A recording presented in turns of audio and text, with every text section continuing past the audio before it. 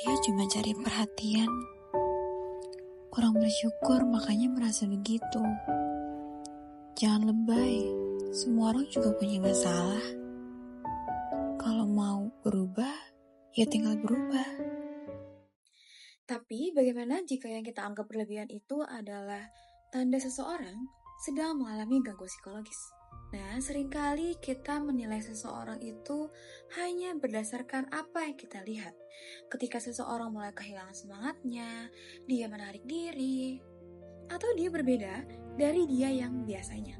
Kita mungkin langsung memberikan asumsi aja gitu. Jadi kita langsung memberikan statement bahwa dia kayaknya kayak gini, dia kayaknya kayak gitu.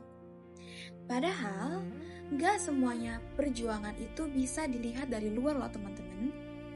Terkadang memang seseorang itu membutuhkan pemahaman dan dukungan, bukan penilaian. Karena itu, sebelum teman-teman memberikan penilaian, yuk kita belajar untuk mendengarkan. Depresi menjadi salah satu isu kesehatan mental yang semakin penting untuk diperhatikan.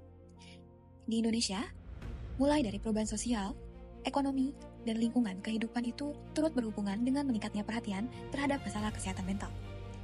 Berdasarkan kajian mengenai fenomena depresi di Indonesia, depresi merupakan salah satu masalah kesehatan non-komunikabel yang mengalami peningkatan dan menjadi perhatian, karena dapat berdampak terhadap kualitas hidup seseorang. Terdapat juga penelitian mengenai transisi epidemiologi di Indonesia, di mana di sini menjelaskan bahwa perubahan dalam akses sosial, demografi, ekonomi, dan budaya dapat berinteraksi dengan faktor biologis maupun lingkungan, sehingga berkontribusi terhadap kompleksitas terjadinya depresi. Kemudian, berdasarkan data Riskesdes 2018 yang dikutip dalam kajian tersebut, prevalensi depresi di Indonesia mencapai 6,1%. Namun, masih banyak individu yang mengalami masalah kesehatan mental belum mendapatkan bantuan yang sesuai. Salah satu penyebabnya adalah stigma dan kurangnya pemahaman masyarakat mengenai gangguan mental. Salah satu tantangan terbesar dalam menangani masalah kesehatan mental adalah stigma. Stigma dapat membuat seseorang merasa takut untuk mengungkapkan kondisi yang dialami dan mencari bantuan. Penelitian mengenai perilaku mencari bantuan kesehatan mental pada dewasa muda menunjukkan bahwa stigma yang dirasakan, kesulitan mengungkapkan kekhawatiran, hambatan dalam mengakses bantuan, serta keinginan untuk menghadapi masalah sendiri menjadi faktor yang membuat sebagian individu tidak mencari bantuan. Dalam penelitian mengenai hambatan help seeking, stigma dan rasa malu menjadi salah satu hambatan utama, bersama dengan rendahnya literasi kesehatan mental dan kecenderungan untuk mengandalkan diri sendiri. Hal ini menunjukkan bahwa dukungan dari lingkungan sekitar memiliki peran penting. Terkadang, seseorang yang mengalami masalah psikologis tidak langsung meminta bantuan, tetapi orang terdekat dapat menjadi pihak yang pertama kali menyadari adanya perubahan. Perubahan perilaku seperti mulai mengisolasi diri, perubahan pola makan, atau perubahan pada kehidupan sehari-hari dapat menjadi tanda awal adanya tekanan psikologis.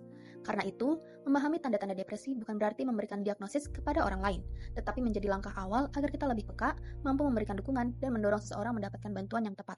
Kita perlu memahami apa itu Major Depressive Disorder atau gangguan depresif mayor. Menurut DSM-5-TR, Major Depressive Disorder itu ditandai dengan adanya episode depresi mayor, yaitu periode kita ketika seseorang mengalami perubahan suasana hati atau kehilangan minat dan kesenangan dalam aktivitas yang sebelumnya dilakukan.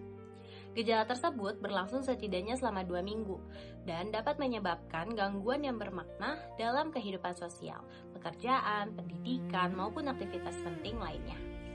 Salah satu tanda utama depresi adalah perubahan suasana hati, seperti merasa sedih, kosong, atau putus asa hampir sepanjang hari. Selain itu, seseorang dapat mengalami kehilangan minat atau rasa senang terhadap aktivitas yang sebelumnya mereka nikmati. Depresi juga dapat terlihat melalui perubahan pada kondisi fisik seseorang.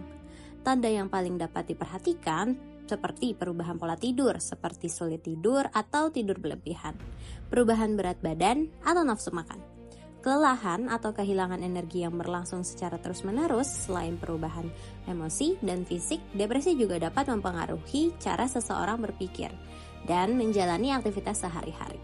Tanda yang dapat muncul seperti merasa tidak berharga atau memiliki rasa bersalah yang berlebihan, sulit berkonsentrasi atau mengambil keputusan, menarik diri dari aktivitas sosialnya. Penting untuk diingat, mengenali tanda-tanda ini bukan berarti kita dapat langsung memberikan diagnosis pada seseorang. Namun, dengan memahami perubahan yang terjadi, kita dapat menjadi lebih peka dan memberikan dukungan ketika seseorang membutuhkan bantuan.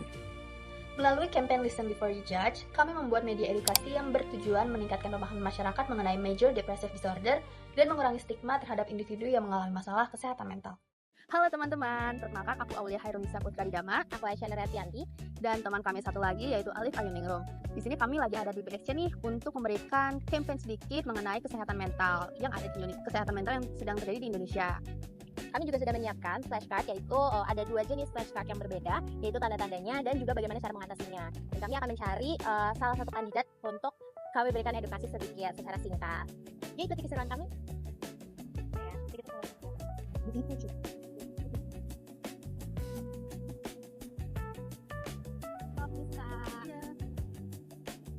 Kami di sini dari mahasiswa psikologi UPJ ingin memberikan sedikit campaign tentang kesehatan mental. Kira-kira kami boleh minta waktu sebentar nggak Kak untuk memberikan sedikit informasi tentang campaign yang kita jelasin? Oh ya, perkenalkan kita dari aku Aisyah Neratianti. Aku Aulia Hairunisa. Kalau boleh tahu dengan kakak siapa? Kanita. Ya. Oke.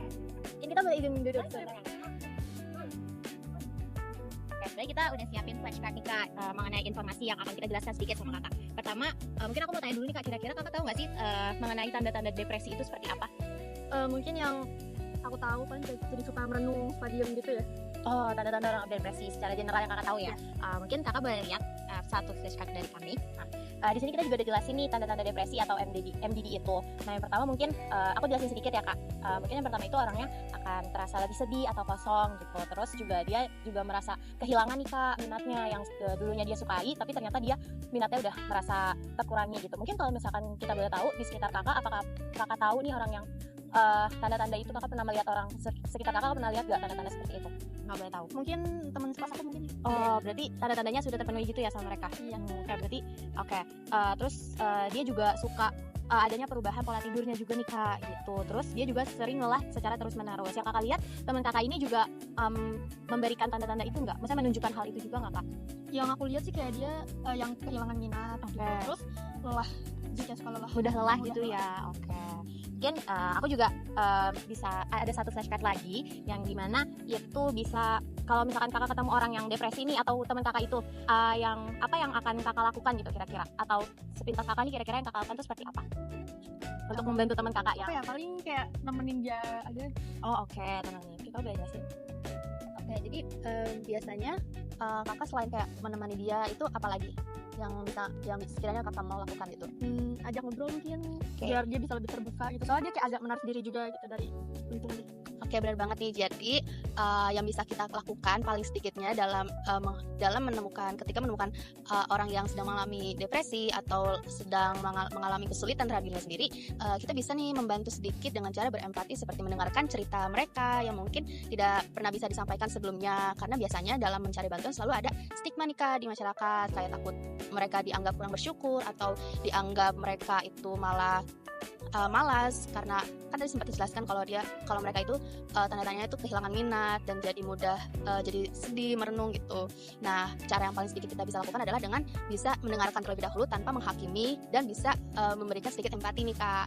Jadi apa yang Kakak lakukan itu udah benar banget seperti mendengarkan cerita-cerita mereka. Oke, mungkin sedikit dari kami seperti itu ya Kak untuk sedikit informasi yang bisa kami sampaikan. Sebelumnya terima kasih atas waktu yang sudah diluangkan dan flashcardnya itu bisa Kakak simpan sebagai kenang-kenangan dari kami ya Kak. Terus mungkin Kakak bisa nanti share juga nih ke teman-teman Kakak lainnya terkait bagaimana kita bisa melakukan ketika menghadapi seseorang yang sedang mengalami kesulitan terhadap dirinya sendiri. Mungkin segitu aja dari kami. Terima kasih. Ya.